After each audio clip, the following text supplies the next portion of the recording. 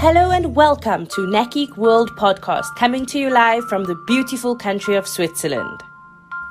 I am your host, Stacey.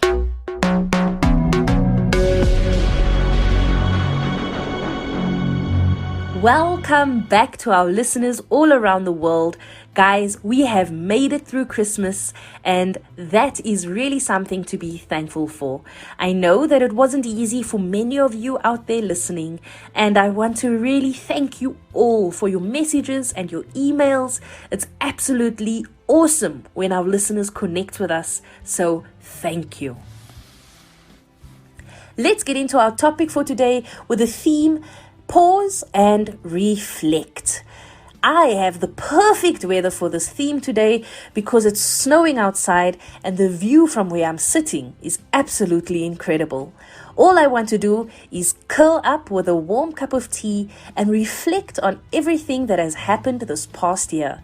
But before I share and review my experiences of 2020, I need to go further, rewind the tape a little bit, all the way to 2019.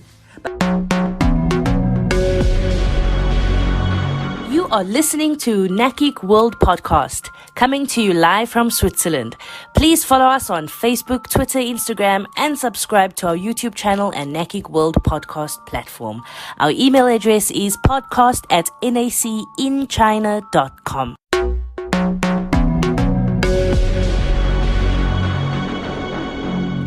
I would say that for me, 2019 was actually an extremely challenging year.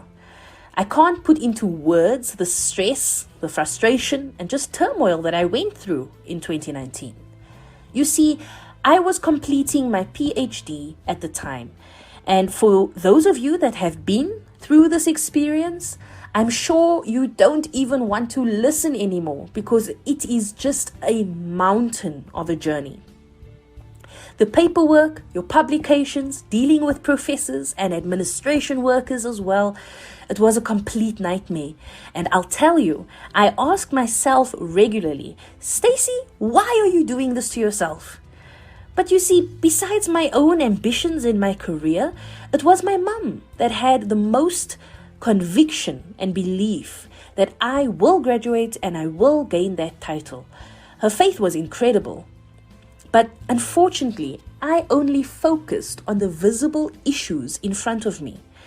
And when you only see the problems in front of you, it's very hard to keep your sanity, to keep your faith.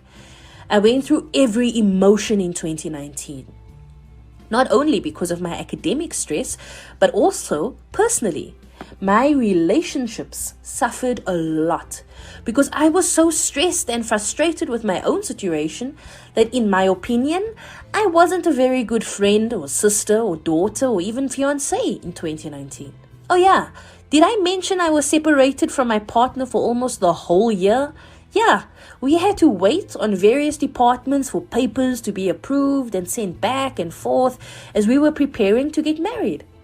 As if I didn't have enough on my plate, I was also trying to organize a wedding. Sorry, a bicontinental wedding, actually, because his family was there and my family was here. You can't imagine the stress that came from all of that as well. Point is, we are almost in 2021, but I still shudder when I think of 2019. I questioned everything in 2019. I felt like I was working so hard, but nothing was going smoothly. I did the best that I could, but things were somehow stuck. All of this took a toll on my health as well. One night, while I was glued to my laptop trying to finish my papers, I got a sharp pain all the way through my left arm and towards my chest. That's when I realized I need to stop. I mean, this was ridiculous. I'm still young. I try and take care of my health as much as I can. How can I be getting sharp pains like this? I ended up going to the doctor for ECGs and other checkups. And because I live in China, I also went to hear what the traditional Chinese medicine doctors have to say. And they all had the same answer. Stress, anxiety, build-up, and mostly sleep deprivation. I even remember saying to the doctor in a very frustrated tone, "Yes, but I don't have time to sleep." He laughed at me. I wasn't amused, and afterwards, I decided to take a walk back and finally take a serious look within. This was the beginning of a lot of hard lesson learning that I would like to share with you before we start the next year. You are listening to NACIC World Podcast, coming to you live from Switzerland. Please follow us on Facebook, Twitter, Instagram, and subscribe to our YouTube channel and NACIC World Podcast platform. Our email address is podcast@nacinchina.com.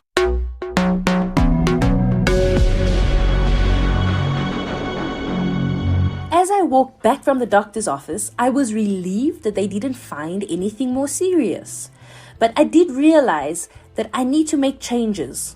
Why is it that we always need someone else to show us what we should already know ourselves? I think I allowed all of the stress in my life to become the main character in my life. It ruled me, my moods, the way I treated others, to the point that my own health was suffering. How ridiculous is that?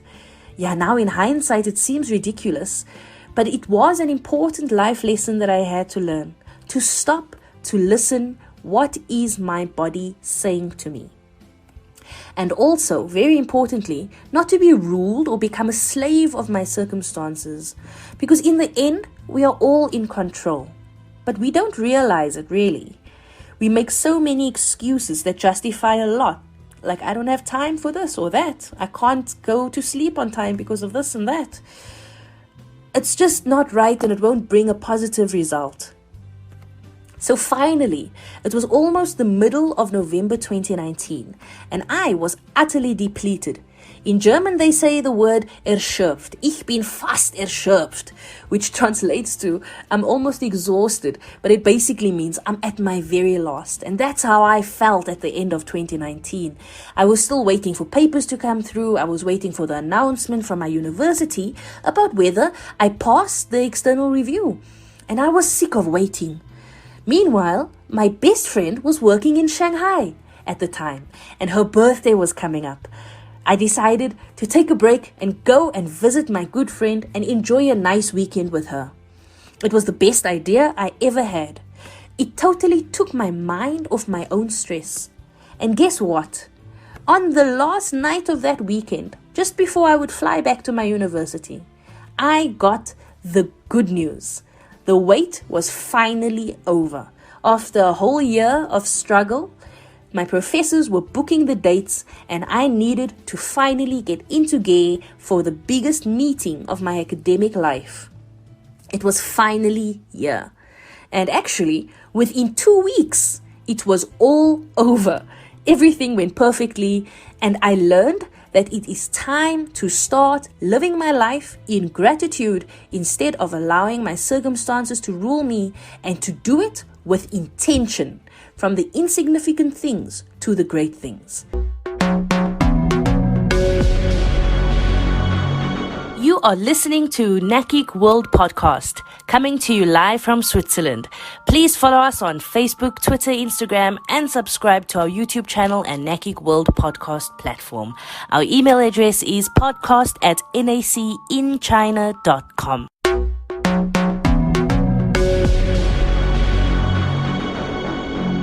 So what do I mean by living my life with the intention of gratitude? During all the struggles I endured in 2019, I constantly felt out of control, and the frustration thereof was so unbearable. Let me share a very simple concept. We are actually all in control. When we allow things to control us, like our circumstances, for example, that is when things go off the track. At the same time, there is only so much that is in our control. We shouldn't be concerned with the things that we have no influence over. I couldn't control my university or my professors. I was dependent on them to graduate. But I could only do my part. The rest was up to them. Now, does that mean that I should lose sleep about things that are not in my control? Absolutely not. This is such a simple concept, but so many of us still complain and are negative about things that are simply out of our hands. So what is the point? What is the point of stressing over things you have no control in? Let me break it down. We all have obstacles, challenges in our lives, whether it is in our career or at home or anywhere in our lives.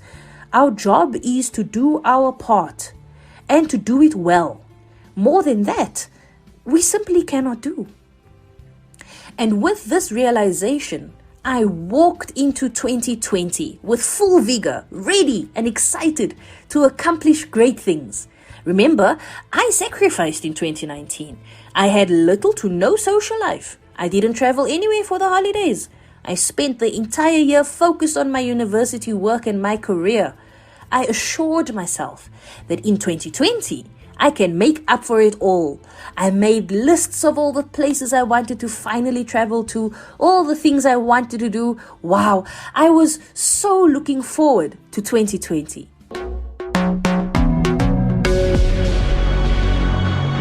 You are listening to NACIC World Podcast, coming to you live from Switzerland. Please follow us on Facebook, Twitter, Instagram, and subscribe to our YouTube channel and NACIC World Podcast platform. Our email address is podcast@nacinchina.com.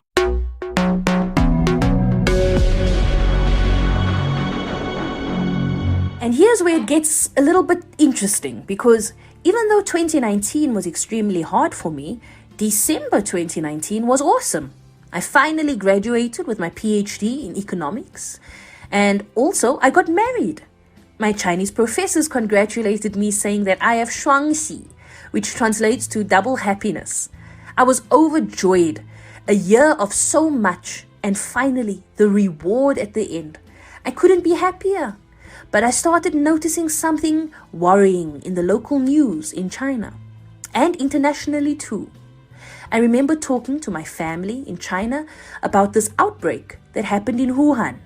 There was something about it that just seemed more serious than anything before. Now, when I was around 10 or 11, SARS broke out in Hong Kong and mainland China. And at the time, my dad and brother was in Beijing. They were lucky to have caught one of the last flights back home just before the borders closed. So my family did have some experience dealing with these kinds of outbreaks.